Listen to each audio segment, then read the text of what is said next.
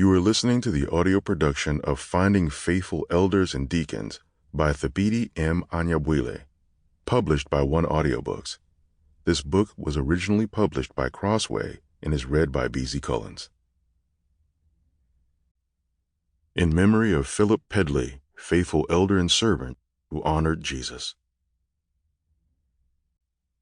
Introduction. And what you have heard from me in the presence of many witnesses, entrust to faithful men who will be able to teach others also.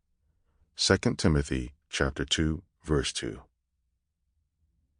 A church without godly leaders is an endangered church, and a church that does not train leaders is an unfaithful church.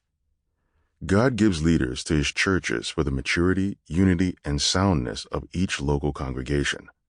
Without godly, faithful replicating leadership, churches suffer deeply. The Apostle Paul knew how important such leadership is. In 2 Timothy, the Apostle writes his child in the faith, Timothy, with several final instructions and exhortations, including the exhortation to find good leaders. Timothy grew up under the spiritual instruction of his grandmother Lois and mother Eunice, 2 Timothy chapter 2, verses 2 and 5. He traveled, served, and learned alongside Paul, and now the apostle, near the end of his life, instructing in the shadow of the scaffold, writes with deep tenderness in almost every verse. Amidst the many jewels in this letter, one of them is Paul's charge to find and entrust faithful men. The apostle's teaching must live on, passed from faithful hand to faithful hand. That means that the pastor must be able to spot faithful men and train them. If a man is not given to discipling others, it's unlikely that he is called to the pastoral office. I am the product of men who found me, probed my reliability, and entrusted me with gospel treasure. I think of Peter Rochelle. He selflessly granted me the opportunity to labor alongside him in planting a church.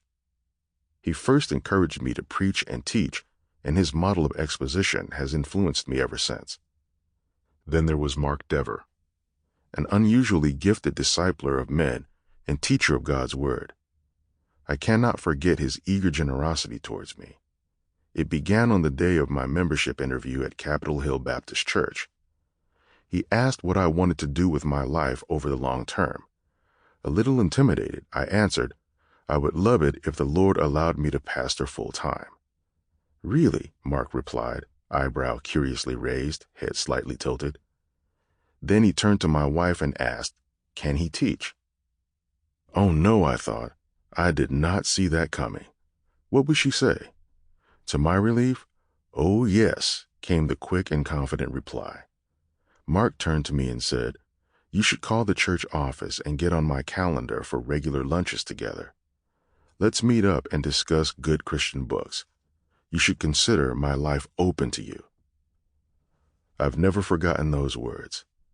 My 5 years at Capitol Hill Baptist Church were marked by Mark, Michael Lawrence, Matt Schmucker, and too many men to number, not to mention the church family as a whole, pouring themselves into me, entrusting me with the things they had heard, read, seen, and learned concerning the Lord, the gospel, and his bride. What do multi-level marketers have that Christian churches do not? For a number of years, every time I visited a bookstore, I seemed to be approached by someone who asked me if I was interested in earning an extra $500 to $1,000 per month, working from home only 10 hours per week. It was like I had a big sticker on my forehead reading, "Sucker for Multi-Level Marketing." They wanted me to become a part of their downline, to join their league of unsuspecting, gullible, get-rich-quick marketers. They were multiplying themselves in the most zealous way possible. What do multi-level marketers possess that Christian pastors do not? If direct sale and multi-level marketing businesses are constantly on the lookout for prospective representatives, certainly ambassadors for Christ should be. We've been entrusted with the ministry of reconciliation. Having come into possession of Christ himself, it's our business and pleasure to cultivate other stewards of God's good news, stewards who will in turn find others to keep and teach the gospel. But saying that a pastor must find and train others is the easy. Sample complete. Ready to continue?